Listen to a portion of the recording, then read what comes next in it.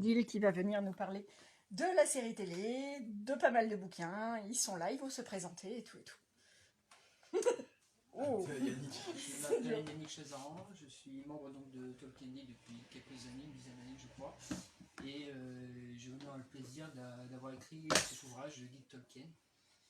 Après avoir écrit un autre ouvrage sur Tolkien qui s'appelait Hommage à J.R.R. Tolkien, Promenade dans le milieu, qui est sorti en 2022 aux éditions Inis, et celui-ci est sorti aux éditions ActuSF il y a un mois. Olivier, membre adhérent de Tolkien Deal depuis 2-3 ans maintenant. Je tournais toujours un peu près de l'assaut et je participe à quelques événements. Comme celui-ci. Comme celui-ci. Alors, l'année prochaine. Et ton pseudo, c'est The Dodoxo. Voilà. Quand même, parce qu'on a tous des pseudos sur l'association, c'est le but. Et donc, Antoine Palama, professeur d'histoire-géographie et membre de l'association Tolkien Deal. Et mon pseudo, c'est Eka sur l'association. Et j'ai participé à faire notamment toute la chaîne Twitch de l'association qui a publié des avis sur la série Ring of Power. Et aussi l'interview de Stéphane Arsan qui a participé à l'Atlas pour la Terre du Milieu, la traduction de l'Atlas de la Terre du Milieu par Karine Feuchstadt. Voilà, donc on est là ce soir pour vous parler un peu de Tolkien Deal, qu'est-ce qu'on fait, qu'est-ce qu'on sait faire, et parler un peu de Tolkien, parce que c'est toujours l'occasion de discuter avec des gens plus ou moins passionnés, plus ou moins curieux aussi, et de faire découvrir. Donc Tolkien Deal, pour résumer, c'est une association loi 1901, qui repose sur des bénévoles, et l'enjeu principal de l'association, c'est de transmettre et promouvoir ce qu'a fait Tolkien, et autant père que fils, donc autant John que Christopher, sur l'univers du Seigneur des Anneaux, mais aussi sur la vie universitaire de Tolkien. Notamment, on a quelques petites franges rebelles, mais très fortes, de très grands fans de son côté universitaire, par exemple. Mais essentiellement, beaucoup d'entre nous sont arrivés par la lecture des livres, le jeu de rôle pour certains, notamment pour Olivier. Moi, par exemple, je suis arrivé plus par les films. Enfin, j'avais découvert le livre, mais en vrai, je l'avais lu une première fois. Puis j'ai vu les films et puis je suis allé dedans. Et en fait, on a chacun une histoire très personnelle avec Tolkien, et c'est ça qui est cool, et c'est qu'on a chacun des attraits plus ou moins divers et variés. Parce que par exemple, on en a un dans l'association qui n'aime pas la fantasy, mais qui adore Tolkien. Il n'aime pas la fantasy, mais il adore Tolkien. Je ne le citerai pas, sinon je vais me faire décorcher. Et il y en a d'autres qui sont beaucoup plus fans des cartes, par exemple, qui sont très cartographes, certains de la calligraphie elfique. Donc normalement on avait un quatrième intervenant, mais il a préféré dormir ce soir. Non, plus exactement, il avait des choses à faire. Il avait beaucoup de choses à faire. Pour le compte de l'association, ce qu'il vient de me dire. Et du coup, qui prévoit des ateliers de calligraphie elfique, et qui en fait pour les médiathèques, à la demande d'acteurs particuliers, ou publics ou privés. Et généralement, c'est ça qui nous fait un peu connaître toute l'enfance. Donc l'asso, elle est francophone, ça veut dire qu'on n'est pas que en France métropolitaine, on est aussi en Suisse, en Belgique, en gros, là où on avait même un adhérent du Canada. Et le but, en fait, c'est de transmettre ce qu'on peut faire, de ce qu'il y a autour de Tolkien. Coup de bol pour nous, cette année 2022-2023 est très riche en actualité, autant livresque que sérielle. Et puis en fait ça montre à quel point l'œuvre de Tolkien est très très riche, toujours vivant, toujours en constitution, toujours en questionnement, bref, plein de choses à faire. Et aussi on a un côté très associatif, c'est-à-dire qu'on organise par exemple des soirées jeux, on a carrément recréé notre version Olivier a créé la version du loup-garou version Tolkien aussi. On a une de nos adhérentes qui a rédigé une petite BD mais très très drôle sur la vie de Galadriel, la folle jeunesse de Galadriel, qui est bien meilleure que la série du coup, donc je vous conseille d'aller voir là-dessus parce qu'elle est incroyable. Ce qui est le plus connu chez Tolkien Deal, c'est l'encyclopédie, c'est à savoir une encyclopédie rédigée par nos membres, de très très bonne qualité, mieux référencée que Wikipédia sur certains articles, et ça je tiens à le souligner parce que c'est quand même très important. Et elle est toujours fournie. En gros, c'est les adhérents qui font vivre l'association, et certains d'entre nous sont plus ou moins connaisseurs de l'univers. Là, ça tombe bien, je pense qu'on a quand même un bon cumul de connaissances là-dessus. Voilà. Vous voulez ajouter un mot, messieurs, ou j'ai tout dit, je pense. Tout dit. Voilà. Donc là, on va parler en gros de la série. Je la garde pour la fin parce qu'il y a beaucoup de choses à dire. En termes d'activité, en termes de publication livresque. Donc Tolkien, vous le savez, n'a pas écrit tout seul.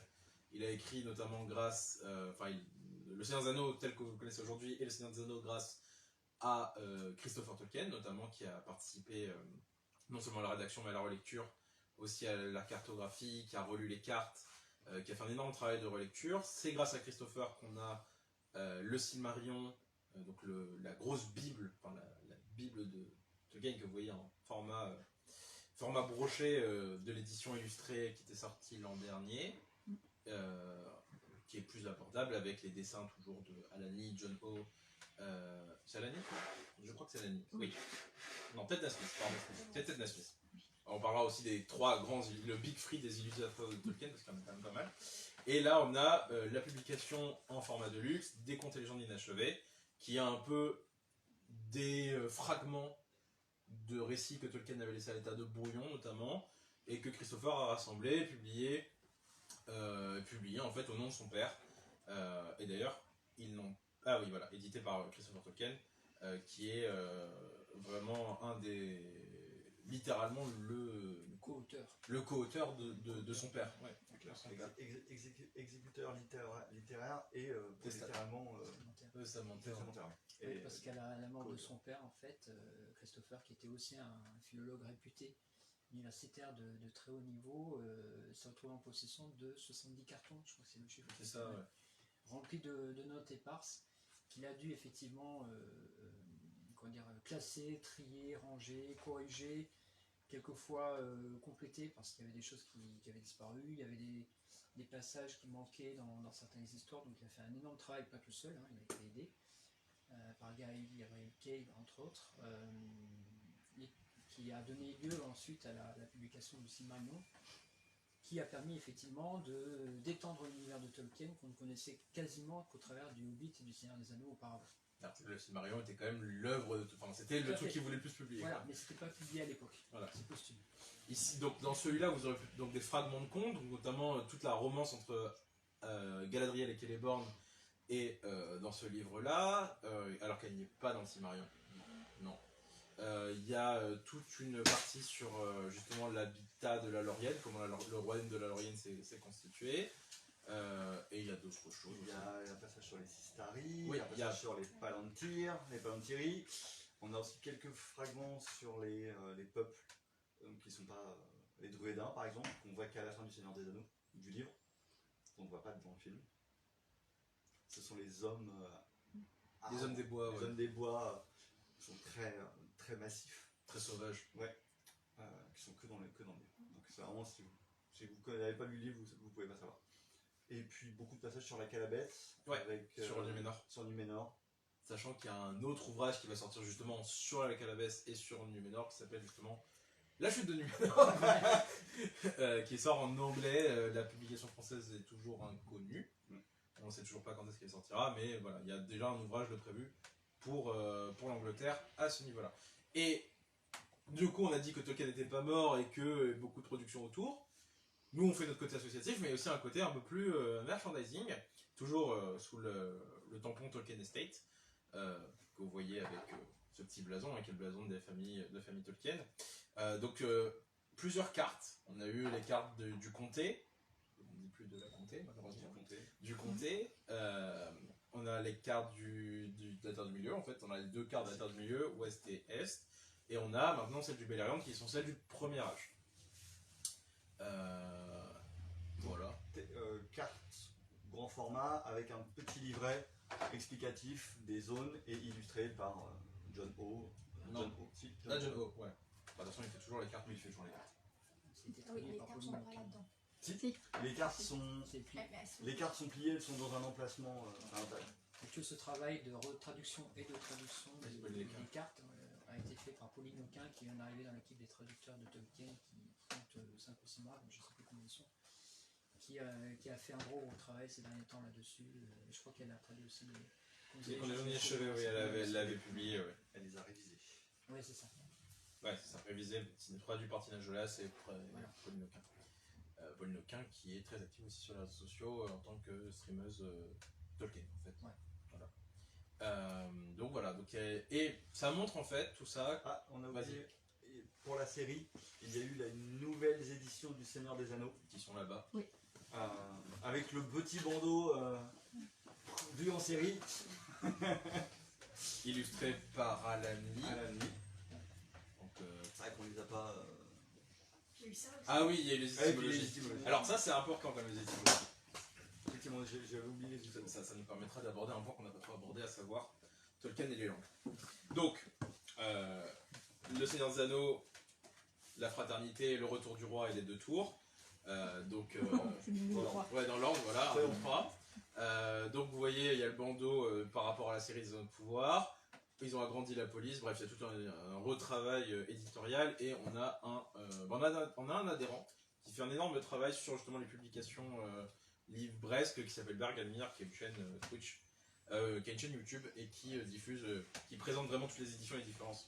Alors ça par contre, petit ouvrage qui s'appelle Les étymologies, qui est quand même assez important, ça évite des erreurs comme qu'est les brimbores, C'est vraiment. ou c'est les brimbores aussi, ça marche. Qui est unique. Nous sommes le seul pays, donc la France est le seul pays à avoir les étymologies. Ça n'a pas été édité autre part. Et en plus, là, vous avez une super illustration de la Moria avec, donc en vrai, ça vaut le coup. Donc voilà, donc publié cette année chez Bourgois aussi, et vous avez en gros toutes les étymologies de l'univers, je crois que c'est du Quenya. Oui, Ouais. Vas-y. qui est le seul dictionnaire officiel, puisque écrit par Tolkien. Tous les autres sont du elfique ou proto-elfique. Là, c'est le seul vrai dictionnaire écrit par l'auteur. Il fait cette aile. Bon voilà. Donc ça vous montre à quel point en fait les langues de Tolkien sont certes travaillées, mais incomplètes quand même pour la plupart.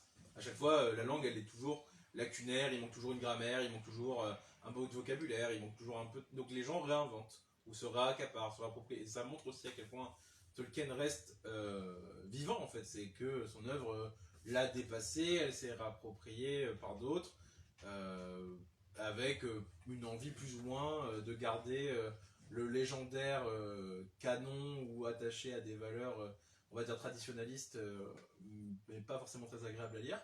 Et là, voilà, donc du coup, on va pouvoir parler du sujet qui. Alors, je voulais juste revenir sur la question des langues. Tolkien, pour les besoins de ses histoires, on en a inventé entre 30 et 50 au total, avec leur propre mécanisme. Alors vous en avez beaucoup qui ne comportent que quelques mots. Leur Rohirrim notamment, Par c'est de exemple, et l'anglais. par contre, effectivement, le Quenya et le Sindarin, qui sont les deux principales langues elfiques, il y a tellement de corpus qu'on peut effectivement, on pourrait le parler entièrement et tenir une conversation entière dans ces deux langues. Donc il y a vraiment une importance primordiale des langues chez Tolkien parce qu'en fait elles sont à la racine de sa création. C'est-à-dire qu'en fait c'est quelqu'un qui depuis sa jeunesse était passionné par les langues. Il en a inventé quand il était gamin avec ses cousines, et il a continué et il en a fait son métier ensuite en tant que professeur d'université. Et il était tellement pas rassasié par ses études qu'il a commencé à en créer et à se dire mais pour faire vivre ces langues il faut que je les mette dans un univers. Donc il a créé un univers et là-dedans il a créé des histoires pour faire vivre ces langues, effectivement, les personnages qui les parlaient, et c'est comme ça qu'est née en fait son œuvre. C'est très très important Oui, ce qui le différencie de tous les auteurs de fantasy classiques. Qui eux sont partis quelquefois d'une géographie, ou ils sont partis juste d'un personnage, d'un type de personnage, d'un type d'histoire. Lui il est parti des langues qu'il voulait effectivement installer dans un univers, ce qui rend cet univers d'autant plus vivant, à mon avis. Je t'ai coupé. Oui, non, t'inquiète. J'allais parler du truc qui allait fâcher tout le monde. Donc là, je pense que beaucoup sont venus aussi pour qu'on parle de la série du Seigneur des Anneaux, les Anneaux de pouvoir. Ce qui est bien avec Tolkien Deal, c'est qu'on a des avis extrêmement divergents. Voilà. Et ça, c'est cool parce que se mettre d'accord sur la même chose et dire finalement ça nous plaît ou ça nous plaît pas beaucoup d'intérêt. Mais ça a plu à certains, ça a beaucoup plu à d'autres, notamment. On ne dira pas de nom. On ne dira pas de nom, ouais, ça sera mieux. Notamment plus jeunes, tu vois, par exemple. Alors en fait, je pense que on a un positionnement par rapport à l'univers de Tolkien suivant l'âge qu'on a et l'âge auquel on l'a découvert. Effectivement, toi tu l'as découvert d'abord avec les films, entre guillemets. Oui. Olivier et moi, qui sommes beaucoup plus âgés, nous l'avons découvert via le jeu de rôle et les livres. Et je les ai lus après. Et effectivement, il y a fort à parier que toute une jeune génération va le découvrir au travers d'abord des Anneaux de pouvoir, voilà, et qu'ensuite ils vont peut-être aller vers Peter Jackson, et qu'ensuite seulement ils vont venir au livre, ce qui est dommage parce qu'effectivement ils vont aller. Après, ils vont aller du moins riche au plus intéressant. Il y a 5 saisons quand même encore, hein, on n'y est pas encore. C'est vrai. Alors, on rappelle quand même d'un constat assez cruel, hein, les droits qu'ont Amazon pour faire les Anneaux de pouvoir. Alors, je peux le mesurer clairement. Alors ça c'est le fragment d'Arwen et d'Aragorn, voilà, ça c'est les droits. Littéralement ce qu'ils ont acheté pour 2 millions, c'est ça. 1 million. 1 million, pardon. 1 million d'euros, 1 million de dollars, voilà. Oui, Là pardon, aussi pour qu'on excusez-moi. voit sur Instagram. Voici à peu près la quantité des droits et de textes qu'ont les showrunners de la série pour faire leur série. Ça fait voilà, ça fait peu. Mais bon, il y avait eu pas mal de débats sur la jeunesse de la série, sur qu'est-ce qu'ils allaient adapter, qu'est-ce qu'ils allaient raconter. Beaucoup d'entre nous étaient partis sur la série sur Aragorn, enfin que Netflix voulait annoncer maintenant, mais voilà, sur la jeunesse de Aragorn jusqu'à sa mort, ce qui aurait été pas mal, parce que là pour le coup on avait quand même beaucoup de jeunes. Ils sont partis de l'âge sur lequel Tolkien a écrit le moins, à savoir le deuxième âge. Dans les événements marquants du deuxième âge, il y a la création de Numénor qui est le début du calendrier, jusqu'à la submersion, jusqu'à la dernière alliance. La bataille de la dernière alliance qui marque la fin. Entre temps, il y a la forge des Anneaux de pouvoir, autant ceux des hommes, des elfes et des nains. Il y a la fondation du Mordor, ça c'est vraiment dans le calendrier. La guerre contre Sauron. Les deux guerres contre Sauron. Les deux guerres contre Sauron. Enfin les trois en fait. Les premières. Bah en gros il y a celle des elfes contre Sauron où ils se font quand même salement battre. Elrond obligé de fuir. Enfin la fondation d'Imladris quand même. Ouais. Fondation de Fulgon. Donc il y a celle contre Elrond et Gil-galad, celle contre Numénor, et après celle de la dernière alliance. Et la chute de Numénor. Donc j'ai rien oublié. Ah si, la fondation du Lorien peut-être. Peut-être. Oui, il y a la fondation de la Lorien. Il y a beaucoup d'événements qui effectivement sont racontés de façon très succincte dans les appendices du Seigneur des Anneaux, donc ce qui permet entre guillemets à Amazon Prime et ses scénaristes de broder, de combler les blancs et de raconter ce qu'ils veulent entre guillemets dans les trous du canon tolkienien, qui sont très nombreux effectivement pour cette période. Bah, par exemple le Balrog qui apparaît dans la série, Ouais. bah, il se réveille pas pour ce roi-là. Il se réveille pour Durin 6ème et il détruit la Moria à ce moment-là. C'est pour ça que dans le film, quand la compagnie, enfin, la communauté arrive, ou la fraternité selon la traduction, arrive le Balrog est déjà maître du lieu. Parce qu'il s'est réveillé avant. Et là, il est déjà là. Oui, il est déjà là, on sait pas pourquoi. Il est déjà en train de tricoter. Oui, il s'est réveillé. Oui, Ouais, la feuille. il est quand même, il a un sommeil très très léger quand même.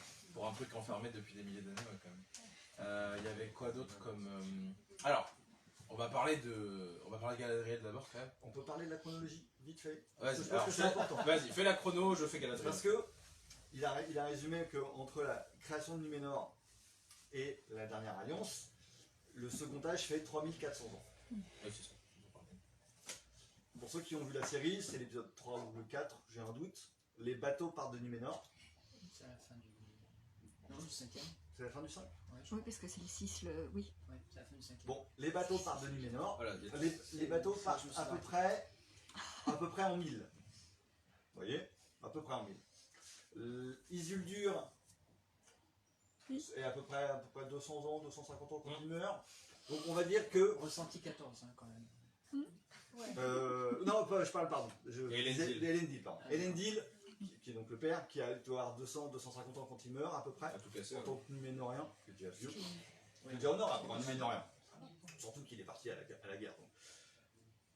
Il meurt à la fin du second âge, en 3400.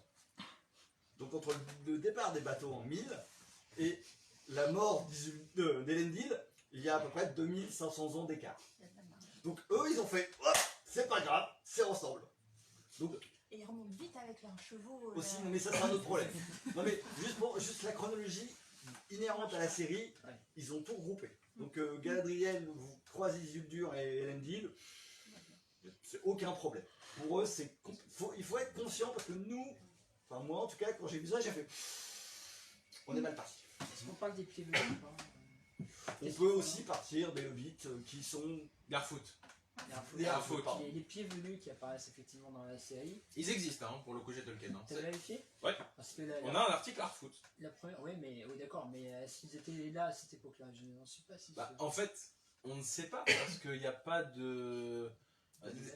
En fait, l'histoire des Harfoot commence avec un petit peu l'histoire de la comté. Donc la découverte par Marco et Branco. Oui, Tolkien s'amuse sur la sachant que les hobbits, selon le compute de la comté, c'est au troisième âge et Oui, c'est ça. c'est en 1600 du troisième âge. C'est ça. La guerre de l'anneau est en 3000. Il n'y a pas une histoire comme quoi les hobbits étaient d'abord un peuple de pêcheurs sur l'Anduin, un peu au-delà des montagnes. même En Ah, gros, il y a ah, trois tribus de. Ceux-là, ils n'étaient pas du tout pêcheurs là. Donc, Non, ils sont nomades. Ils sont Donc, nomades, ils sont ouais, c'est justement- ça. Mais effectivement, Je crois qu'il y a du monde. il y a du monde. Je crois qu'effectivement, ils ont voulu placer les hobbits parce que les hobbits sont populaires. Mais du coup, effectivement, ça ne correspond pas du tout à ce qu'elle En fait, par rapport à 4000 ans avant. la trame du deuxième âge, qui est une trame épique, qui est vraiment une trame épique pour le coup, presque autant que le premier, parce que du coup, là je peux vous les citer, hein, les événements du deuxième âge. Hein. On a première année, fondation du Lindon et des Havre Gris, à savoir donc La cité de Gilgalad. la cité de Gilgalad et celle de Círdan. Círdan qui est complètement non-obsté mais qui devra arriver dans la saison prochaine. Et pitié qu'il ait de la barbe, parce que les elfes ont de la barbe, contrairement à ce que Jackson essaie de vous faire croire, contrairement à ce que les jeux de rôle ont essayé de vous faire croire aussi. Bon, franchement, alors, il y a ça. Elros meurt, il a 400 ans, bon c'est pas mal pour un numéro 1 je pense. Voilà, vers 500, Sauron fait lentement surface en Terre du Milieu. Donc en gros, leur histoire elle aurait dû commencer en 500 et pas en 1000. Voilà. Donc, et puis surtout, en fait, la série quand elle commence, elle est déjà à la fin du deuxième âge. Alors que, parce que du coup, Myriel, spoiler alert pour ceux qui ne savent pas, Myriel et Pharazôn sont du coup les deux derniers souverains de l'île bénie, ouais. Et après, il n'y a plus rien. Alors qu'il y avait des rois avec une super victoire avant. Et c'est un peu dommage pour le coup, mais dans ce cas, ça aurait fait trop d'acteurs et ça aurait coûté beaucoup trop cher au bout d'un moment. Même s'ils ont déboursé une sacrée thune quand même pour, a priori, pas tant que ça. Alors, du coup, on parle des sujets qui fâchent. Premier sujet qui fâche, donc les Harfoot. Moi, les Harfoot, je les trouvais chouettes. Ah, je dis pas du contraire. Sauf que. Ils ont rien à faire Ils ont là. rien à faire là. Voilà. Chronologiquement, ils n'ont rien à faire là. Il n'existe pas. Déjà, comme je vous expliquais, entre les 2000 ans, enfin 2000-2500 ans, déjà c'est compliqué, mais alors les hobbits à foot qui sont pas là maintenant, au deuxième âge, c'est compliqué, encore plus compliqué. Mais c'est populaire, c'est les hobbits, c'est normal. Mais il y a des arcs chouettes avec les Hobbits, ça c'est bien. Ils ont respecté quand même pas mal d'aspects Hobbits, à savoir la chanson de Poppy que j'avais quand même trouvé assez chouette, même si c'est une redite de la chanson de Bilbo. On avait. Qu'ils esquivent les grandes gens, comme Ouais, on les qui se appelle, cachent. c'est-à-dire qu'ils se cachent. C'est très C'est vraiment important. des experts de la. De la cachette. C'est les experts de la cachette. C'est clair. Et puis leur mode de vie en fait. Leur mode de vie hyper communautaire, hyper simple et très proche du comté de manière générale. Donc ça c'est un sujet qui a fâché des gens en fait qui n'auraient pas dû fâcher, mais en fait c'est un point de détail l'Harfoot. Sur le coup pour ce qu'ils apportent à l'histoire c'est un point de détail. Oui, après, effectivement, de toute façon, on est dans une adaptation. Oui. Et effectivement, il y a des libertés qui sont prises. Ouais, c'est alors obligatoire. la liberté par rapport à Galadriel, ça c'est non, tu vois, ça c'est Ouais, mort. Galadriel, c'est quand même une guerrière.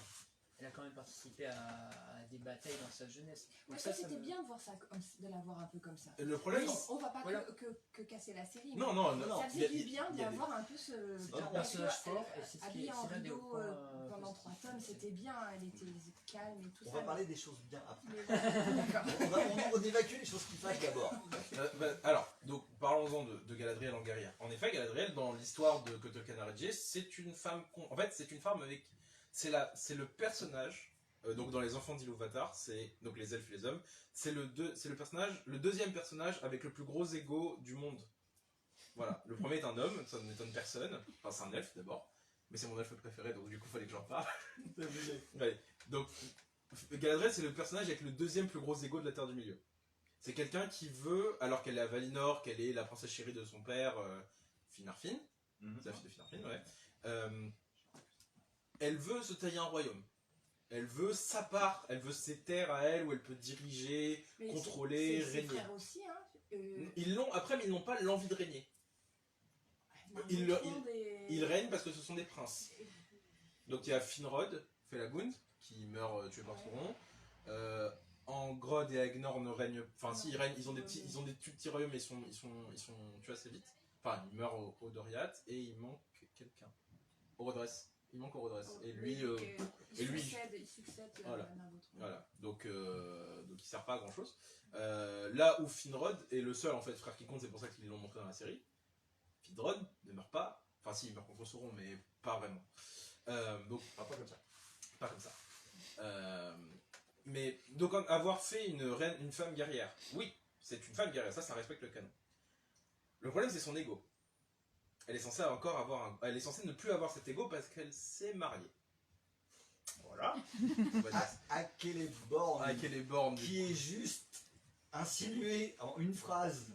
C'est la palourde. La palourde argentée, exactement. Dans le dernier épisode. Non, le 8. Le 7, pardon. Le 7, le dernier. Et donc, on a de la chance, il est juste disparu, il n'est pas mort. Parce que Galadriel est censée avoir une fille. Ouais. Et surtout que cette fille est quand même très importante pour le légendaire, parce que sans cette fille, il n'y a pas Arwen. Et surtout, la fille se marie avec Elrond. Donc quand même, c'est un peu sympa. Parce que quand même, ils sont tous un peu rattachés. Ah oui, donc Galadriel c'est a sa une grande fille. tante en plus. Sa grande tante. Enfin bon. Sa belle-mère et sa grande tante en même temps. Et du coup, le fait qu'il manque Celeborn. Alors, voilà, à la limite. Nous, ce qu'on en discutait, ce qu'on aurait bien aimé voir, et ce qu'on aurait bien aimé voir de manière générale, c'est que si on partait Galadriel, en faire une femme mariée avec un enfant, mais qui soit incapable de rester dans son rôle de femme au foyer, parce qu'elle est dévorée par l'envie de se battre, oui, ça aurait eu du sens, ça aurait été cohérent, et ça aurait été cohérent avec ce que Tolkien a écrit. Là, ils en ont fait quand même, comment dire, une tête brûlée, qui n'écoute personne, à part elle-même, qui se fait quand même bien... En gros, on dirait que les hommes autour d'elle lui apprennent la vie. Elle est plus âgée que tous les hommes, littéralement. Et je pense que même si on cumule tous les âges, elle est plus elle est plus âgée. Ouais. Alors, un de nos adhérents a écrit un super article sur la vieillesse des elfes, donc de comment les elfes perçoivent le temps et leur âge. Donc il est en ligne sur l'encyclopédie, ça s'appelle Du vieillissement des elfes. Et tout ce qu'il a écrit dessus, ça vient d'un ouvrage édité par Christopher Sonnet de Tolkien, c'est la Nature of the Middle-earth, et qui est traduit en français en plus d'ailleurs. Pas encore. On l'a pas eu encore? Ah, dommage. Si, formation maternelle. Non, c'est The Nature of Middle-earth, ok. Donc voilà, donc il y a un ouvrage vraiment qui recense comment les elfes perçoivent leur âge, leur temps. Par exemple, le temps de gestation d'une elfe, c'est immense, 100 ans, c'est un siècle. Selon les textes de Tolkien, c'est un siècle le temps de gestation. Juste pour comparer, 100 ans c'est pas grand chose, parce que techniquement je crois que Galadriel a pas loin de 10 000 ans à la fin, dans le Seigneur des Anneaux. Ouais. Bon, globalement c'est pas si énorme quoi, 100 ans. Donc, il y a quand même pas mal de sujets qui fâchent, donc dans le traitement non seulement de la chronologie, mais de la manière de traiter les personnages. Il y a des personnages par contre qui sont vraiment bien. Oui, il y a des personnages inventés qui sont intéressants. Mais même dans les personnages normaux, tu vois, Elrond par exemple est incroyable. Ouais. Moi j'adore le Elrond présenté par... Un poète et un diplomate en même temps. Et surtout qu'il est censé être doux comme l'été dans le Hobbit et dans le Seigneur des Anneaux. C'est quand même censé être un sage elfe mais très sympa. Vu comment on vit à Imladris, je pense qu'il avait intérêt à être sympa de toute façon. Même si lui-même a combattu aussi. Même si lui-même a combattu et il a quand même vécu de sacrées pertes. Effectivement, il a un caractère plus doux que Galadriel, d'origine. Et c'est plus respecté dans le... J'ai un peu de mal avec sa coiffure. Mais on a tous du mal avec les coiffures des elfes maintenant. Il y avait quoi d'autre? Et après, dans les personnages inventés. Donc, beaucoup de personnages ont été inventés pour les besoins de la série. Elendil est incroyable. J'adore Elendil. Oui, très bien. Donc, il y a Arondir, les gens des peuples du Sud. Alors, sur l'histoire des peuples du Sud, il n'y a pas grand-chose dans les textes de Tolkien. Voilà, c'est qu'on n'en sait pas grand-chose. Ces gens-là sont caractérisés d'hommes moindres. Parce que Tolkien met la différence entre les descendants des 3 grandes maisons des Edain, donc les Béornides, les gens de Haleth et les gens de Hador, voilà, et qui fusionnent du coup pour former les Núménoréens à la fin, enfin ce qu'il en reste quoi. Et il y a les hommes moindres, donc il y a les gens qui vivent au nord, au sud et à l'est de la Terre du Milieu, notamment très à l'est. Donc pour ceux qui ont vu l'épisode 8, on a pu rencontrer 3 sorcières du Rune, vu qu'on m'a repris sur ma prononciation du Rhin. Voilà, c'est ce genre de débat d'association, hein, c'est qu'on peut s'engueuler sur des prononciations. On peut s'engueuler sur des longueurs de barbe aussi, c'est possible. Ça peut durer longtemps. Donc il y a, et à chaque fois, et là pour le coup par exemple il y a une grosse trahison, parce qu'elles ne sont pas censées être blanches et pâles comme ça, elles ne sont pas censées ressembler à Eminem. Les sorcières elles sont pas censées ressembler à ça, elles sont censées être basanées de peau, parce qu'on est dans des régions extrêmement orientales, et c'est vrai que bon, si de manière générale Tolkien ne décrit pas la couleur de peau de ses personnages, on a tendance à avoir un affect et une représentation qui s'y attache. Généralement les gens de l'Ouest sont plutôt typés, enfin du 3e âge sont plutôt typés blancs caucasiens. Les Núménoréens sont des Méditerranéens, et ça il le disait lui-même, Núménor étant littéralement au sud-ouest de la Terre du Milieu. Et surtout que c'est une grosse reprise de Babylone et de l'Égypte. C'est pour ça que Núménor est incroyable dans la série, parce qu'ils ont vraiment essayé de respecter à la limite les designs inspirés par Tolkien, qui étaient de à la fois reprendre le Gondor, mais aussi reprendre des maisons hyper carrées, des bâtiments très angulaires. Ça c'est très babylonien, c'est très égyptien, donc ça c'était chouette. Donc il y a ce typage méditerranéen. Après il y avait quoi d'autre? Le Harad. Et le Harad qui est littéralement l'Orient, Moyen-Orient, ouais Moyen-Orient en fait. Ce qu'il faut savoir, c'est que chez Tolkien, en fait, tout cet univers fictionnel, en fait, n'est pas un autre monde. Oui, c'est un l'histoire monde à nous, situé à des centaines de milliers d'années dans le passé, et donc la géographie de l'époque correspond un petit peu à notre géographie actuelle, ce qui explique effectivement ces correspondances, pour la couleur de peau entre autres. Ça c'est un projet qu'il a pris, repris, redépris, renoncé. Donc à chaque fois il y en a qui affirment mordicus que Tolkien a voulu faire une histoire de la Terre du Milieu. En fait non, en fait. Enfin, il a voulu faire de l'histoire de la Terre du Milieu l'histoire de l'Angleterre telle qu'on la connaît. En fait on va lui dire pas vraiment. Ça dépend des années, ça dépend de quand est-ce qu'il voulait, ça dépend de qu'est-ce qu'il a écrit, au moment où il a écrit. Au début de l'œuvre du Seigneur des Anneaux, oui, c'était vraiment son objectif d'écrire une histoire de l'Angleterre. Il n'y a pas de... Une mythologie de l'Angleterre, voilà, parce qu'il n'y a pas de mythologie anglaise. C'est ça. Les Irlandais lui diraient que si, mais bon. Les Irlandais, pas quoi. L'Angleterre, c'est quelque chose. Ouais, l'Angleterre, C'est franchement anglais en fait. Et après, il a changé d'avis. Et après, il a repris la vie. Et après, il a rechangé d'avis. Et encore et encore. Donc là-dessus, il n'a pas été très constant. Il n'a pas arrêté son choix. Il n'était jamais content. Il n'est jamais content. De ce qu'il faisait. Oui. Alors ça aussi, Tolkien n'est jamais satisfait de ce qu'il a fait. Il n'a jamais fini d'écrire quelque chose. Il remettait toujours le doigt sur un truc. Tout le temps sur le métier. C'est pour ça qu'il n'écrit que 2 textes, finalement. Fini. Il n'a fini que 2 textes publiés. 2 gros textes. Ouais. Enfin, un gros texte. Oui. C'est pour ça que si vous prenez les éditions de la chute du Gondolin, enfin la chute de Gondolin ou de Beren et Lúthien, ce n'est pas une histoire, c'est 5 ou 6 fragments de la même histoire, mais à chaque fois ce sont des fragments différents, écrits à différentes époques, avec des forans en vers pour Beren et Lúthien par exemple, des vers allitératifs. Et vraiment, des vers allitératifs. Je crois qu'il y a la plus grande proportion, c'est 2000 ou 3000 vers pour un texte. Et il n'a pas fini, parce qu'il est passé à autre chose. Mais vous pouvez le lire en vers. Si vous prenez les lettres Beleriand, par exemple, c'est que du texte en vers. C'est que ça. C'est que des chansons. Ce sont des livres. Donc voilà, Tolkien. Oui, c'est geste médiéval. De toute façon, il est passionné de gestes médiéval. Il en a traduit. Parce que du coup, on va attaquer l'autre partie de Tolkien, parce que Tolkien n'est pas que l'auteur du Seigneur des Anneaux, c'est pas que l'auteur de tout de ce qu'on appelle le légendaire autour du Seigneur des Anneaux. On peut aussi parler de Tolkien sous d'autres axes. D'ailleurs, pour les gens de vos connaissances qui diraient ah mais j'aime bien le Seigneur des Anneaux, mais j'ai pas eu le temps de lire, ça m'a l'air trop long et tout, vous lui conseillez ok, je vous lis pas le Seigneur des Anneaux, mais donnez-lui les enfants de Húrin.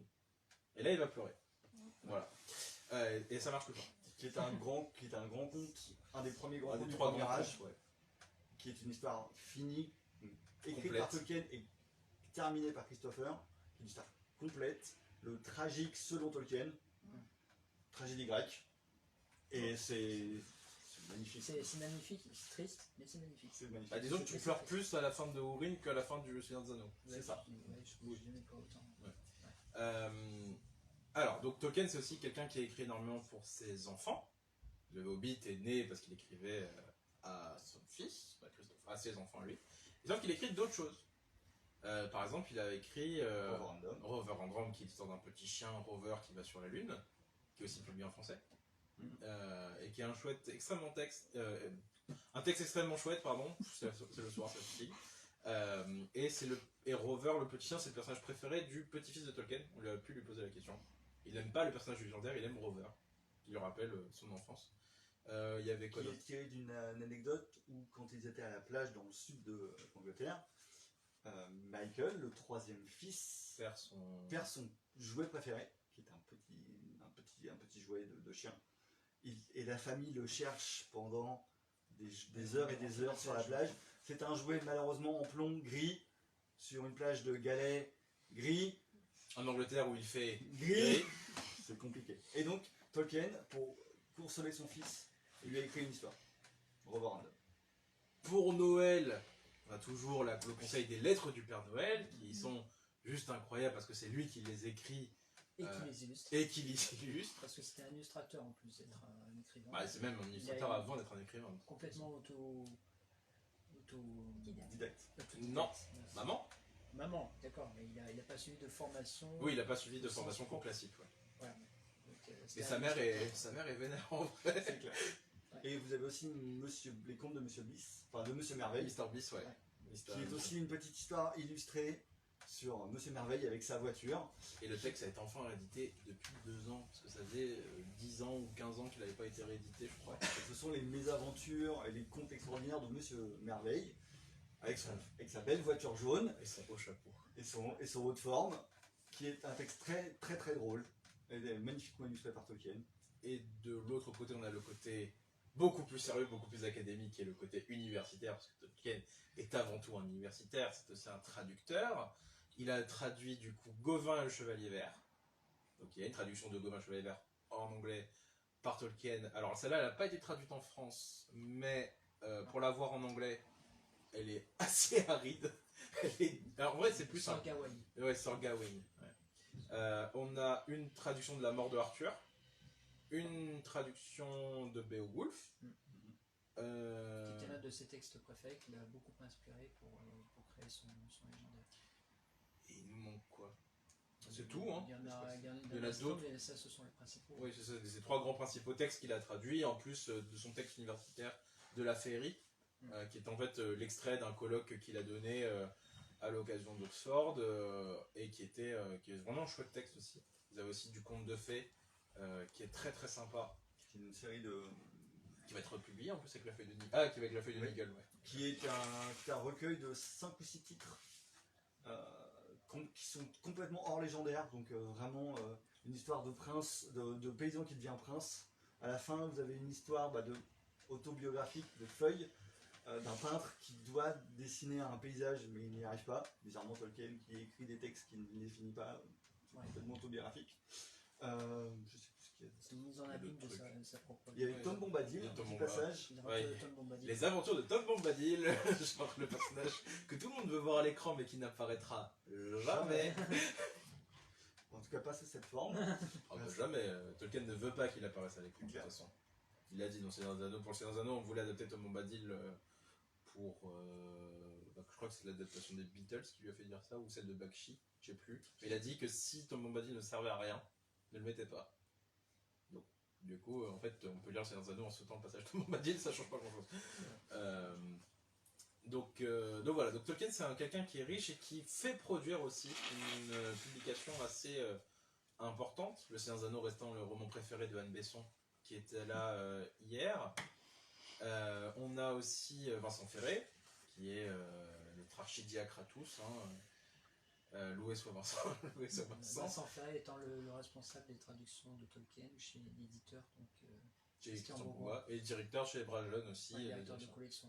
Mais par exemple, on a dans l'association notre présidente Laura Martin-Gomez qui a fini sa thèse sur la réception du Seigneur des Anneaux par les fans anglo-saxons et français.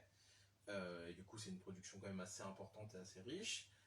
On a Marie Bretagnol qui est sous la direction de Vincent Ferré, qui publie sa thèse sur les illustrateurs de Tolkien, pas les illustrations, les illustrateurs.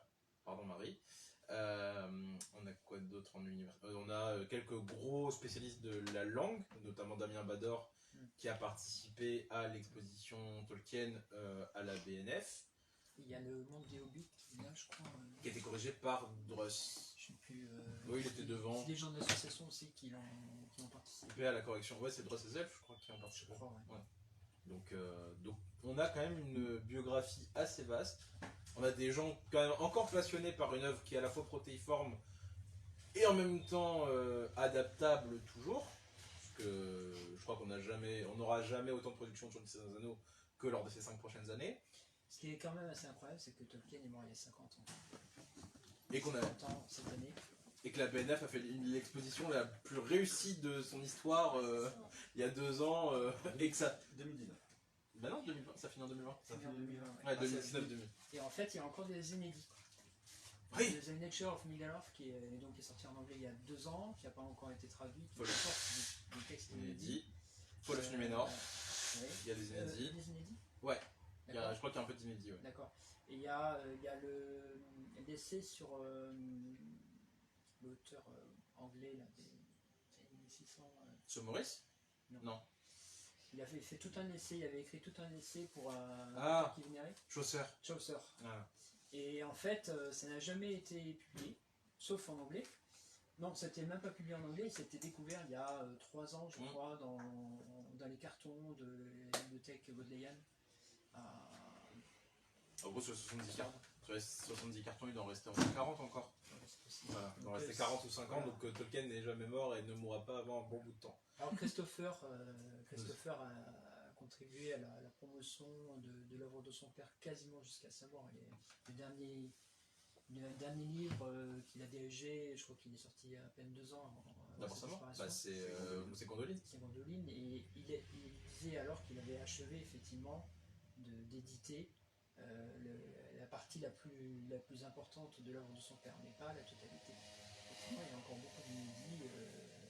Je ne sais pas encore qui va reprendre le flambeau, mais... Il y a Brian Sibley qui va prendre beaucoup. Et puis, je fais confiance au Tolkien Estate pour trouver des gens...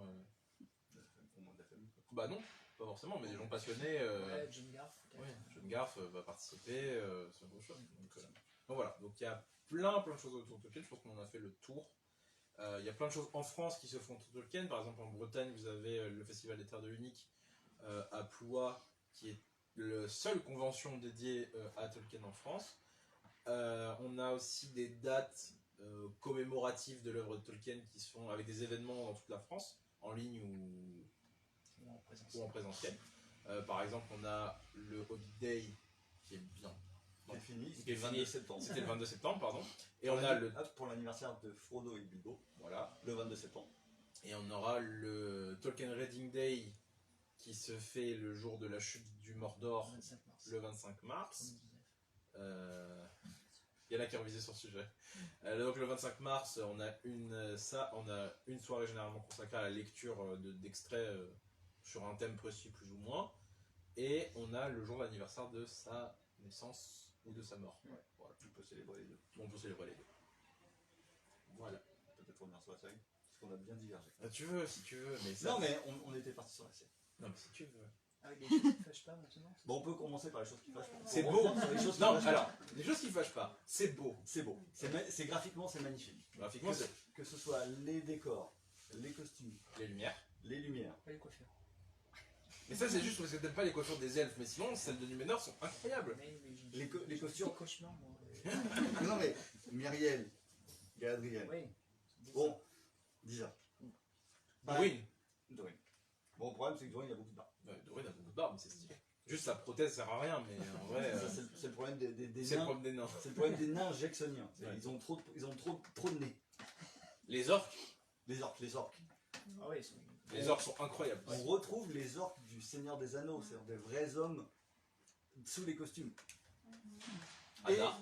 Et ce qui est assez rigolo, c'est que un des personnages les plus récurrents du Seigneur des Anneaux, C'est qui l'orque. était qui était dans le Seigneur des Anneaux, dans le Hobbit, qui est dans les Anneaux de Pouvoir, c'est Jed Brophy, qui jouait un nain dans le Hobbit, qui était figurant orc dans le Seigneur, qui était donc nain dans le Hobbit, et qui est redevenu orc dans les Anneaux de Pouvoir. C'est le personnage le plus régulier de la série. De l'adaptation Donc, Tolkien. Les orcs sont magnifiques. Adar, qui est une création totalement originale, qui pour le coup Splendide. est vraiment splendide. Moi j'aime beaucoup Ouais, Adar. franchement. Adar était vraiment chouette. On va pas se mentir. Disa, qui est aussi. Alors, Disa, son nom. Disa et Durin en fait. Disa et Durin n'existent pas, donc Durin existe, mais on n'a rien sur lui. C'est ça. En fait, la relation qu'ils ont avec Elrond, la relation qu'ils ont entre eux est vraiment. C'est bien construit. Oui. En fait, pour moi, ça dépasse House of the Dragon, parce que House of the Dragon c'est toujours triste et on parlera avec la garde de nuit aussi de ça pour là-dessus. Mais en vrai, le bonheur qu'ils ont tous à être ensemble, il est vraiment palpable. Et ça te touche, enfin moi ça m'a touché quand je les vois ensemble. Et ça m'a rappelé un peu vraiment ce que c'était Tolkien en fait. C'est pas une fantaisie sombre et qui raconte le mal, c'est aussi une fantaisie très joyeuse. C'est une fantaisie de retrouvailles, de bons amis qui vont faire la fête. Et ça c'est quand même assez... La scène du repas. La scène, pour moi, une des scènes que tu as citées Ouais. hier, la scène où à la fin, Durin discute avec Elrond et lui dit « Je suis à 2 doigts de te donner mon nom secret. Les nains ne donnent pas leur nom secret. » Et on voit le personnage tiraillé de se dire « Je lui fais tellement confiance et je l'aime dans la globalité de cette personne qu'il a envie de se confier. » Et il le fait pas parce que... Bon, Parce que c'est un nain et c'est un elfe. c'est un nain. Mais il est vraiment à 2 doigts de lui dire son nom. Non mais Elrond, la Moria. La Moria en pleine plénitude. Ouais. En essor, ouais. En essor. À la plein essor de la Moria, c'est magnifique. Et la Moria est magnifique, elle est verdoyante. Ça donne envie d'y aller, quoi. Contrairement à celle de Jackson qui est. C'est un tombeau, quoi. C'est un tombeau. C'est ça, il le dit, c'est un Ouais, tombeau. Numénor est belle, la Moria est belle, enfin tout est beau, des fois un peu trop lisse, parce que par exemple je remarquais que Bronwyn n'était jamais tachée. Elle n'est jamais sale, Bronwyn, alors que tous les autres pecnos de son village sont dégueulasses. Il y a un partenariat avec L'Oréal. Ah, elle a un partenariat avec L'Oréal. Arondir est très chouette, et c'est l'égolasserie passe plus que celle de Legolas. Oui, parce que nous, du coup, les actions un peu surhumaines de Legolas, on appelle ça des légolasseries. Par exemple, Galadriel, dans l'épisode 1, fait une dégueulasserie. Voilà. Ah, mais c'était pas beau. Bah non. Alors en fait, on en discutait là tout à l'heure avec un membre d'association. On disait en fait ce qui manque là-dedans, c'est le fait que ce soit drôle. Parce que en fait, quand Legolas fait des légolasseries, c'est drôle. mine de rien. C'est important, le moment est crucial, l'enjeu est important, mais c'est drôle en fait quand on le voit surfer sur un maquille ou surfer sur un bouclier en plein milieu des escaliers. Vaincre la gravité dans le 8. Ou vaincre la gravité. Non mais là même pas, c'était pas drôle, c'était pas bon, là c'était pas bon. Voilà. Mais dans le Seigneur des Anneaux, ça marche. Oui. On a dit qu'on parlait pas de Hobbit. Déjà, on C'est parle vrai, de... le Hobbit n'existe pas. Voilà. Cette adaptation filmique n'existe pas. C'est comme Indiana Jones, c'est une trilogie. Hein. Le Hobbit n'existe pas. Il y a des bons points au Hobbit aussi. Oui. Il y en a quelques, il y en a moins. Il y en a moins. Voilà, c'est ça. Trop de dégueulasserie. Il y a trop de légolasserie. Mais voilà, c'est qu'il y a un ajout scénaristique un peu comique dans la légolasserie. Là où dans les Anneaux de Pouvoir, bon bah les deux ou trois légolasseries qu'on a, elles sont trop sérieuses, elles se prennent vraiment trop au sérieux. Et donc forcément, bah ça a moins son impact que. Puis bon, c'est une femme qui le fait, donc forcément pour les réseaux sociaux, c'est jamais bon que ce soit une femme qui passe. Bref, c'est un débat stupide, ça c'est toujours. Après, voilà, par exemple, il y avait le débat des personnages de couleur qui était en fait un non-événement. Il n'y en a pas suffisamment, et puis en vrai, c'est pas les personnages principaux, donc aux F. Et puis ça n'a pas d'importance, donc le personnage est bien écrit, qu'il est bien Alors, interprété. par contre, l'écriture de certains personnages, est-ce qu'on va en parler? On peut en parler. Non, bah, en vrai, à part Galadriel, il n'y en a pas beaucoup qui sont mal écrits, mais. Moi, je trouve que Gil-galad, pour le Ah ouais, peu, non, mais. pour le peu Je m'en vais. de temps, voilà. Je m'en vais. Je prends la parole. Il est pas bon. Gil-galad, et c'est comme Celebrimbor. Gil-galad et Celebrimbor, pour le peu de temps qu'ils sont à l'écran, bon, c'est compliqué. J'ai envie de foutre des claques. On va pas se mentir. Et puis, bon, après, il y a aussi quelques trahisons, rien que dans l'épisode 1, voire 2, je sais plus, un des deux, où, dans sa grande mansuétude, Gil-galad donne à la compagnie de Galadriel, Ah, Galadriel, déjà. non mais à Galadriel et à la compagnie, puisqu'il leur donne Oui. le fait d'aller en Valinor. Ah ouais. Bon, donc ils ont le droit d'aller au paradis, ce qui est bien, c'est sympa pour un elfe, vous allez au paradis, vous êtes refait. Mais c'est les dieux qui offrent la divinité. pas le haut roi des elfes. Quand Là, on est au-delà, à mon avis, on est Oui. au-delà du personnage mal caractérisé, on est au niveau de l'écriture, Oui, de l'écriture qui est générale oui. de la série. C'est-à-dire que c'est quand même un élément important. C'est le deuxième complètement outrage le plus foiré. important. oui, Quand même. mais ce que je veux dire, c'est que en plus c'est ce personnage-là qui n'a pas beaucoup de temps à l'écran, qui est toujours très monolithique. Il est quand même. J'ai jamais vu sourire. Ce qui est terrifiant quand même pour un elfe, hein, mais j'ai jamais vu sourire. Et en plus, il massacre les choses du légendaire qui sont complètement. Bah en fait tout ce qui est lié à Gil-galad est une chose du légendaire massacrée. C'est un peu dommage. Je pense Pourquoi qu'il il faut est tout trouver le le temps en scénariste. doré comme ça? Alors- Moi, au début, j'ai cru que c'était Arpharazon tellement il était. Parce Alors, que c'est le haut roi des elfes déjà. voilà, en fait c'est le dernier haut roi des Noldor. Mais même pas parce qu'en fait la couleur de sa maison c'est pas le doré. C'est un descendant de Fingon. Je n'ai plus les indices. La couleur de sa maison c'est l'argenté et le bleu. Donc il n'a rien à foutre en doré.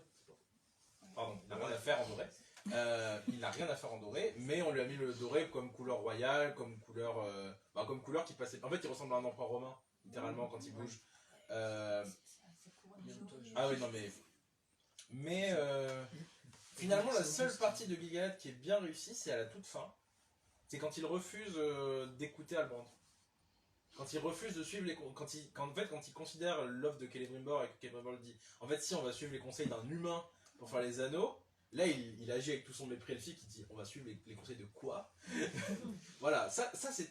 Alors, le conseil de quoi, c'est pas Gil-galad, mais ne refuser les conseils de Sauron, ça c'était ce qui avait caractérisé Gil-galad lors de la prise de pouvoir de Sauron en Eregion, pardon.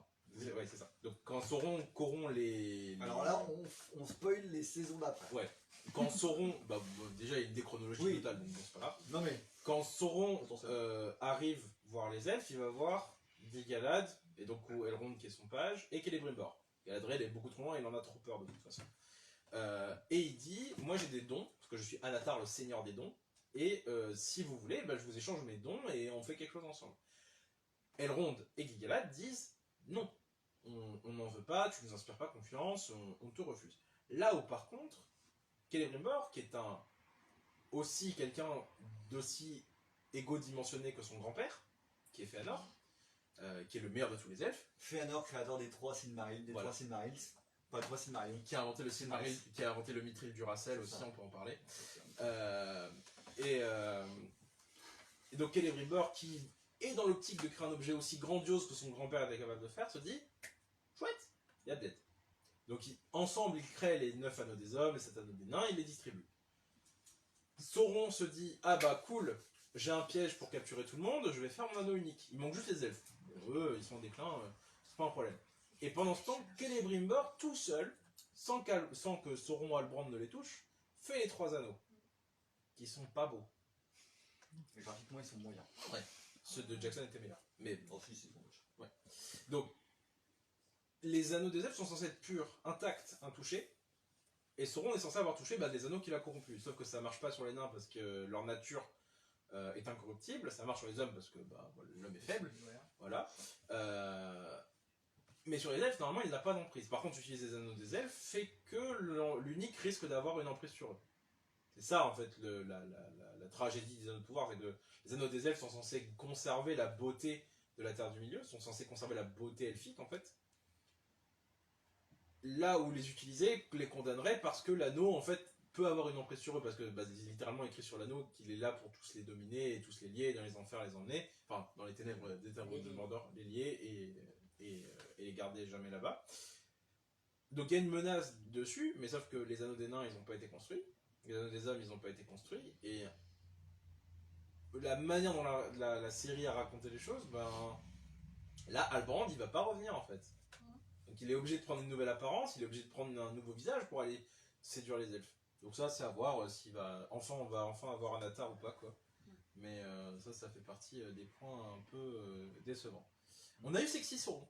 Ça, c'était un gros attendu quand même. Ouais, c'était bien. C'était un attendu de beaucoup de gens d'avoir un Sauron qui était beau, parce que le mal est censé être beau chez Tolkien, en tout cas le mal persuasif, le mal qui enchante est censé être beau, Séduisant. et le mal est censé être séduisant. D'ailleurs, c'est un peu le défaut de Jackson, c'est que le mal est toujours moche. Le mal n'est jamais beau chez Jackson. À part si on trouve Christopher Lee beau, moi ça me va, mais... Ou Grima. Ah oui, si on trouve Grima beau aussi, ça peut aller certain, voilà. Parce que mais- bon, Grima, on sait que c'est le méchant. Voilà. C'est un peu écrit sur son visage. Denethor, on sait que c'est le méchant. Aussi. Alors que normalement, voilà, c'est aussi, c'est que... En fait, tout ce qui a adapté Tolkien est une forme de trahison. On considère que c'est plus ou moins grave selon la trahison. C'est ça. Voir Denethor manger des tomates et faire couler le jus sur ses doigts, voilà, moi personnellement j'ai fait non, c'est pas possible. Sachant que Denethor est censé être un personnage presque aussi puissant que Gandalf, au moins en stature et en majesté, ça fait un peu bizarre quoi. Mais voilà, tout. Et c'est pour ça que je pense qu'on n'y attache pas autant de. En tout cas, les adhérents n'attachent pas autant d'importance que ce qu'on pouvait trouver sur Twitter en termes de débat. Dès qu'on sait que c'est une trahison, on sait que c'est une fiction, on sait que c'est une adaptation. C'est un point de départ. C'est un point de départ pour d'autres choses. C'est un point de départ. Tant que ça ramène les gens vers le texte. Et vers nous, du coup. Ah, du coup, nous, on est contents, en vrai. Mais déjà, lisez les livres. Déjà. Ouais. Parce qu'il y a déjà plein de trahisons par rapport au Seigneur des Anneaux, par rapport à l'adaptation de Jackson. Et si ça vous semble trop aride, bah vous passez le chapitre sur les Hobbits. C'est ça. Qui est celui qui pose le problème à tout le monde. Et sinon, si vous voulez quelque chose de plus épique, de plus court et de vraiment plus fantasy, en fait, de ce qu'on peut lire aujourd'hui, Les Enfants de Húrin, qui est un texte achevé, qui est complet, qui est dramatique au possible. Le héros ne s'en sort jamais bien. Bah, Beren et Lúthien est une belle histoire aussi. Mais c'est un fragment. Oui, c'est un fragment. Tu l'as pas complet, tu vois. T'as pas une histoire complète qui raconte tout. D'ailleurs, c'est pour ça que je ne veux jamais qu'elle soit adaptée. Voilà, parce qu'on a aussi des débats sur ce qu'on ne veut pas voir adapté, parce qu'on se dit que le texte est trop beau de base pour subir l'outrage d'une adaptation. Et Lúthien et Beren et Lúthien, je pense que franchement, moi je ne veux pas le voir adapté. Túrin, ça serait mieux. Túrin, ça serait incroyable. Túrin, je veux, mais Qui est donc l'enfant de Húrin. Les enfants de Húrin. les deux enfants de Húrin. Mais Túrin est le héros des enfants de Húrin, qui lui, vraiment, comme Je j'ai sais pas dit, si j'appelle ça un héros, moi j'appelle ça un protagoniste Non, mais- malchanceux. qui est héros dans le sens où tu le suis. Oui, oui. Et qui fait avancer l'histoire. Oui. Ouais. Qui est, voilà, comme j'ai dit tout à l'heure, complètement tragique, mais qui est grandiose. Et l'histoire est géniale, mais après, Et- il manque la chute de Gondolin. Et ça, c'est des fragments aussi. Et si vous n'avez jamais lu Le Seigneur, vous verrez que par rapport au film, vous avez la version extra longue, puisque vous avez au moins 3 passages qui n'existent pas dans les films. Tom Tom Bombadil, Le nettoyage du comté la Galgal. et les Galgal. Les Galgal. Enfin, Tom Bombadil, Galgal. Ouais, Tom Que Bombadil, je l'ai, Galgal. que je l'ai. La comté. Oui, mais il y a des passages qui n'existent pas. Par exemple, Il est la énorme. guerre du gouffre de Helm n'existe pas dans le Seigneur des Anneaux. Enfin, pas autant. Oui, Bah non, ça en dure vrai, pas si longtemps. ouais, Ça dure pas aussi longtemps. ça dure pas aussi longtemps, ça dure quelques pages. Tolkien n'aime pas la guerre. donc, Oui, mais de toute façon, une adaptation, c'est une affaire de trahison. choix. C'est une trahison et c'est une affaire de choix. Donc, soit effectivement, tu prends tous les passages, mais tu les adaptes de toute façon à ta sauce qui ne conviendra pas à tout le monde. Soit tu fais un choix parmi les scènes parce que. Il faut mettre du rythme aussi. Voilà, et du coup, tu en vires certaines et ça ne plaira de toute façon pas aux gens. Mais moi j'aimais bien l'idée qu'Arwen rejoigne les gens au gouffre de Helm. C'était stylé sur le papier. Ça la rendait un peu plus active quoi. Comme les elfes qui arrivent, tel un bataillon. Moi j'aimais bien ça, en vrai c'était C'est chouette. classe, c'est classe. Ça servait à rien mais c'était chouette. C'est classe. C'est complètement inventé, mais c'est classe. Et dernier point, je pense avant de passer aux questions, il y a un gros sujet sur Tolkien qui est Tolkien et le féminisme. Tolkien et le sexisme. Alors, parce que ça c'est le panneau de la BNF qui affiche en gros Vous avez sur... 5 heures devant vous. Non, ça prend 10 minutes. Est-ce que Tolkien est sexiste? Vu l'amour qu'il a pour sa femme et l'amour qu'il a pour sa mère et le respect qu'il a pour les deux, je pense pas. C'est le premier universitaire à avoir admis des femmes dans son cours, à Oxford. On parle quand même d'une institution anglaise, plus institution, vous mourrez quand même. C'est aussi quelqu'un qui a milité à son échelle, enfin qui a milité, il n'est pas militant de nature, mais qui a milité quand même pour que les filles puissent intégrer l'université d'Oxford. Et c'est vrai que s'il manque des personnages féminins dans le Seigneur des Anneaux et dans le Hobbit, je rappelle que celle qui a l'acte le plus badass du Seigneur des Anneaux, c'est une femme. Le personnage le mieux écrit du Seigneur des Anneaux, c'est une femme, parce que du coup, le passage dans la maison de guérison, il est quand même assez incroyable. Donc celui-là, il n'apparaît que dans la version longue, mais pas dans la version courte. Mais Éowyn en guerrière, mais aussi en femme guérisseuse, bon, qui finit mariée, ça arrive à tout le monde malheureusement. mais qui a une écriture qui est vraiment la meilleure écriture du Seigneur des Anneaux, je pense, et de loin. Et là-dedans, et dans le cinéma, et là-dedans, les personnages féminins, il y en a une ribambelle, plus ou moins développée que les personnages masculins, malheureusement. Bah, ils s'inspirent de gestes médiévaux, et malheureusement, les femmes sont un peu passées à la trappe dans ce genre de gestes. Il y en a Galadriel, Aredel, voilà, et en fait, les personnages les plus puissants du Seigneur des Anneaux, ce sont des femmes. Lucienne qui va devant Morgoth et qui fait coucou, je vais prendre ton Silmaril et tu vas rien pouvoir faire. Et puis, de toute façon, Ah, mais il y a Varda, j'ai zappé littéralement la déesse la plus puissante de l'univers, c'est Varda. Il y a Vanna. Il y a Vanna qui crée les arbres, surtout. Les aigles, quand même, ils vont servir après. Non, ça c'est Manwë. Yavanna Non, c'est Manwë. Elle fait des ents et les aigles. Non, c'est son mari justement. Son mari crée des arbres pour Aolé crée des arbres pour les aigles. Et ces arbres en fait sont les montagnes. Parce que les aigles ne vont pas nicher dans des arbres, ils vont nicher dans les très hautes montagnes. Les montagnes bleues, je crois. Oui, ils sont dans les montagnes bleues. Mais tu as parlé là des personnages positifs, mais il y a des personnages négatifs qui sont aussi des femmes des femelles là, très puissantes. Des créatures de sexe féminin. Voilà. C'est ça. Il y a alors je n'ai jamais. Il y a Ungoliant. Il y a Ungoliant et Arachné. Et il y a Tungwithil. Araigne. Araigne. C'est la nouvelle tradition. Et il y a dans le Silmarillion, en tant qu'adversaire de Lúthien, il y a Tungwithil qui est une femme chauve-souris, qui se transforme en chauve-souris et qui s'enfuit en fait, mais Lúthien pour son appareil. En gros, elle est rapidement mentionnée. Et dans les personnages tragiques, il y a Nienor, qui a le pire destin qu'on peut jamais connaître. Hein. Les enfants de Hourin. Voilà. Il y a sa mère, Morwen. voilà, donc des personnages féminins, il y en a Plein. beaucoup. Pas plein, il y en a beaucoup. Ils sont souvent très puissants, voire même surpuissants. Pour la quasi-totalité, sauf limite Nienor qui ne sert pas grand-chose. Il n'y a pas de capacité. Bah, elle a un enjeu narratif, quoi, mais c'est tout. Mais c'est tout. Mais parce que Galadriel, bon, un autre pouvoir plus La note de. dans Le miroir de. le miroir de Le Vision. bagage de Galadriel, oui, en fait. Lucienne a des pouvoirs magiques. Méliane est une Maya, donc l'équivalent de Gandalf. Elle est plus puissante que lui. Hein. Non mais l'équivalent. Elle est plus puissante que lui. Elle est plus puissante. Parce qu'elle met quand même un dôme sur la forêt. En mode, on est caché. En Tu gros, ne pourras pas. les orques ne peuvent pas passer. Morgoth lui-même pourrait passer à côté sans voir. C'est ça. Sans voir le Dorias. Peut-être pas Morgoth, mais Sauron pourrait passer à côté sans voir le Dorias. Il y a qui. Déjà, c'est déjà pas mal. Pas mal. Dans les déesses, la compagne de Manwë, donc Varda, est celle que Morgoth craint le plus. Son mari Manwë, c'est juste son équivalent, c'est son ego, mais il craint Varda. Il craint aussi la Maya du soleil. Il déteste la lumière en même temps, donc lui mettre ça dans la tête. Aussi dans l'écriture des personnages. En fait, c'est assez amusant comment la fantasy moderne, en fait post-Tolkien, apprend à rendre monolithique Tolkien. Pour eux, Tolkien, c'est le bien contre le mal. C'est les grandes valeurs, l'épopée, alors qu'il y a d'énormes subtilités chez Tolkien. Il y a des personnages écrits très finement. On pense à Denethor, par exemple, qui est écrit très finement, et Owen, qui est la personnage la plus... qui est le personnage avec la plus belle écriture. On peut rappeler aussi que Les Hobbits. c'est quand même Sam, le héros du Seigneur des Anneaux, Vieille Sam. C'est vrai. qui quand même passe de jardinier au début du texte, finit comme guerrier de l'anneau. Ouais. Et Porteur de l'anneau. Porteur de l'anneau. non, mais guerrier parce qu'il fait quand même tout. C'est un des 3 Hobbits qui va en Valinor quand même.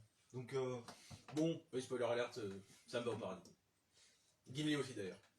Ça c'est génial. Ça, c'est génial. Ça c'est cool. et donc oui, et pourtant Voilà, donc Tolkien n'est pas monolithique, il est extrêmement subtil. L'ouvrage est immense. Donc il y a plein de portes d'entrée. Ça peut être par le dessin, ça peut être par les lettres, ça peut être par absolument tout ce que vous voulez comme secteur d'entrée. Il y a un moyen d'empêcher Tolkien. Donc voilà, donc on vous conseille d'y aller, ne pas forcément passer par Ring of Power, mais allez voir quand même la série. C'est une bonne série de fantasy. On va résumer ça comme ça, c'est une bonne série de fantasy par rapport à ce qu'on a en moyenne. et surtout il ne faut pas juger avant d'avoir vu les 5 saisons. Non, parce que je vous rappelle que Game of Thrones, tout le monde était emballé, Ouais, sauf que la saison 8, tout le monde a fait ah. Tout ça pour ça. Tout ça pour ça. Et moi, je me dis que la saison 1 a ses défauts. Elle a des qualités, mais elle a ses défauts. Elle a beaucoup de défauts. Mais il y a beaucoup de qualités. Et on peut faire que en progressant. Alors, soit c'est vraiment très très nul et il garde ce niveau de standard et c'est une catastrophe. Mais s'il s'améliore, moi Ça je peut dis, être une bonne série. attendons la clôture des 5 et on verra. Donc rendez-vous en 2040. Hein. On voit si on a une ou deux questions. Moi j'avais une question par rapport à la série du coup. Ce qui m'a un petit peu chiffonné, c'est que normalement les naines dans l'univers de Tolkien sont censées avoir de la barbe. Et ça c'est expliqué, enfin ça a quand même son importance il me semble. Et donc qu'est-ce que vous avez pensé du fait que dans la série en fait ils enlèvent complètement la barbe et j'ai l'impression qu'ils ont essayé de coller à des standards de beauté sexistes. On a tout surlé, je crois. On a tout surlé à ce En moment-là. plus, on n'a pas de chance, on n'en voit qu'une de naine. Mais c'est ça. Alors, ce que j'ai entendu, c'était que c'est l'actrice elle-même qui a refusé de porter un postiche de barbe. Voilà. C'est poussé la barbe. Hein. Et ce qui est dommage, étant donné que c'est un des personnages les plus attachants de cette série. Bah oui. C'est dommage, ouais. C'est le seul point négatif qu'on s'en dit ça, je pense. Ouais. Bah, par rapport au légendaire, oui, c'est ça. Ouais. Donc oui, je pense C'est que dommage. Ouais. c'est pourquoi il a des stéréotypes de beauté standards européens, quoi. On parle d'une série américaine. Mais c'est vrai que c'est très dommage par rapport au légendaire. Il y en a quelques-unes de femmes à barbe dans le Hobbit. C'est l'un des points positifs du Hobbit, mais c'est tout. On les voit au début à Erebor, mais en vrai, oui, on en voit que. Si, on voit des femmes à barbe. Ouais. Mais très très furtivement. Ouais. Moi aussi j'étais un peu déçu, mais bon après, ouais. Bon, on a hurlé. Quand même. On va pas se mentir. Une autre question. Oui, je ne sais pas si vous en avez parlé avant, parce que je suis pas là pour ça. Qu'est-ce que vous pensez de l'Istar qu'on voit dans la série? De Gandalf, vous voulez dire? Oui, enfin, il y a discussion possible. Parce que du coup, selon Tolkien, il arrive que la 13, si je me trompe. Oui, elle arrive bien plus tard. Il arrive Voilà. au troisième match. Voilà. Il arrive dans le milieu du troisième match. Voilà, il y a une C'est pas l'ennemi théorie d'ailleurs. disant que ça pourrait être un des mages bleus. Donc, qu'est-ce que vous en pensez? Vas-y. Bah, comme on l'a dit tout à l'heure, au niveau chronologique, c'est n'importe quoi. Donc, et c'est pareil, c'est comme les Hobbits. Gandalf, c'est une figure Ouais. connue qui a été appréciée pour le Seigneur des Anneaux. Et après, c'est pareil, ça va dépendre de ce qu'ils vont en faire. Non, mais il arrive en comète, je te rappelle. Oui, outre le moyen de transport, on est bien d'accord. Là, avant, il arrive en bateau, là, il arrive en comète, bon, il change. Après, moi, je suis donc, forcément totalement choqué par le fait que la chronologie. Ah ouais, les sages sont. Ah non, ils sont déjà là en fait. Arrive n'importe comment au niveau chronologique, mais si ça amène un passage intéressant de Gandalf qui réapprend à être Gandalf et qui développe quelque chose, et puis aussi son amitié avec le Hobbit, parce que ça va être important, moi je dis pourquoi pas, faut voir. Mais oui, non, c'est voilà, chronologiquement c'est compliqué, et c'est vraiment du fanservice pour le coup. Les Hobbits est du fanservice, Gandalf est du fanservice, c'est du fanservice. Et c'est très. Alors, en fait, le truc, c'est que chez Tolkien, on ne connaît que 5 Istars. Enfin, 5 des Istari, donc. Ouais. On Donc, sait qu'il y en a Saruman. 5 qui ont débarqué. C'est ça. Voilà, C'est c'est ça ça. comme info. Voilà, on sait que. Non. Mais en fait, on sait qu'il y en a. Oui, on sait qu'il y en a plus dans l'ordre, mais on sait qu'il y en a que 5 qui sont arrivés au Havre On connaît leur nom. chez Círdan. On connaît leur nom, on connaît leur couleur. Rien n'empêchait justement de créer un proto-Istari, un envoyé qui échoue dans sa mission, parce que bon, forcément il échouerait, parce que le seul ayant réussi, c'est Gandalf. Et ça aurait été chouette, en fait, en termes de capacité d'invention, de dire, bah, on n'est pas obligé de se rattacher complètement légendaire, parce que bon, faire de Celebrimbor une palourde argentée, Celeborn, pardon, de Celeborn une palourde argentée et de Celebrimbor un Gollum, parce que dans le 8ème, il ressemble vraiment à Gollum, ça c'est d'accord, mais inventer un proto-Istari, c'était au-dessus de leurs moyens. Donc, en vrai, donc mettre un Istari qui soit lié au Hobbit, enfin au Warfoot, c'est juste se rattacher aux grosses ficelles du Hobbit et du Seigneur des Anneaux. C'est une trame qui a marché, qu'on connaît et qui fonctionne. Donc oui, c'est cool.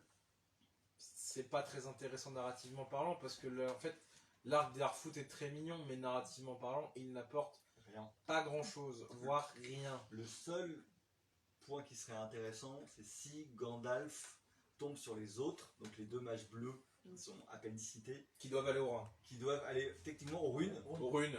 près Ouais, de la mer de Rune, Ouais. et qui globalement on pense qu'ils sont corrompus par Sauron. Non, parce qu'ils doivent combattre les cultes. Non mais après on sait qu'ils sont corrompus Oui, oui. parce qu'ils apparaissent pas, donc ils sont soit morts soit corrompus. Donc en plus on a une marge de manœuvre de savoir s'ils sont soit morts soit corrompus. Donc pour moi, je vois Gandalf essayer de rencontrer les deux mages bleus et potentiellement d'écrire un bout Et puis il d'histoire. faut qu'il aille chercher son anneau de feu aussi. Aussi. Et parce que c'est lui qui a l'anneau de Parce feu. qu'il faut maintenant qu'il faut traverser toute la Terre des Milieux pour récupérer l'anneau Narnia, donc c'est Ouais. compliqué. Mais il n'y a pas Círdan. Il y a Círdan. et Círdan. Pas encore. Ouais. Ou Círdan, oui, ça marche. Non mais oui, les prononciations, ça arrive. arrive. Círdan doit apparaître. Círdan arrive dans la saison 2 normalement. Il n'arrive pas dans la première saison, mais il l'a annoncé qu'il va arriver. Et là par contre, s'il a pas de barbe, Oui, lui. tu l'as déjà. Non mais je le redis, ça Ouais. fait bien. Au cas où Amazon écouterait, ça serait cool. On sait jamais.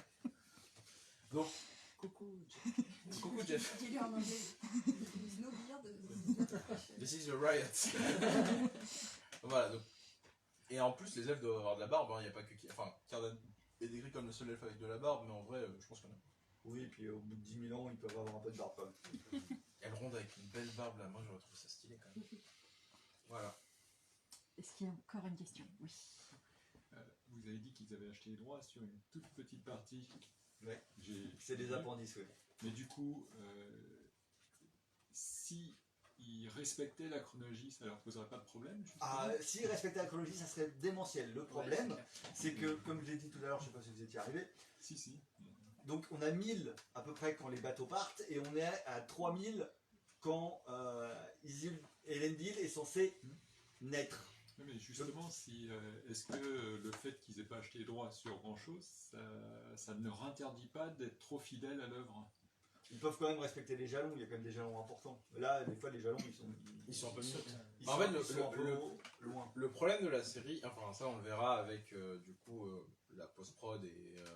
Enfin pas la post-prod, mais on verra ça avec les bonus s'ils sont relâchés, c'est de savoir quelle est l'influence du Tolkien Estate, donc l'organisation fondée par les descendants, enfin par Christopher notamment et d'autres membres sur le respect de l'œuvre. Normalement, il y a Simon Tolkien qui est un petit-fils qui a été consultant de la série. Sauf qu'un consultant, ça peut vouloir dire qu'il a été là sur un épisode et au revoir. Donc tant qu'on sait pas ça, on sait pas en fait qu'est-ce qu'ils veulent en faire de la série. Est-ce qu'ils veulent faire quelque chose de vraiment très original? Est-ce qu'ils veulent, malgré ce qu'ils disent, se rattacher à Jackson parce qu'il y a quand même beaucoup de rattachement à l'œuvre de Peter Jackson? Est-ce qu'ils veulent faire leur œuvre à eux?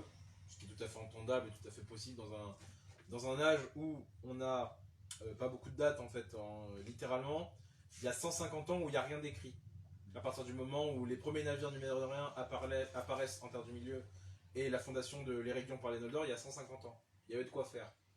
Non mais il y avait de quoi faire. Et par exemple, voilà, par exemple les Numénoréens c'est des colonisateurs.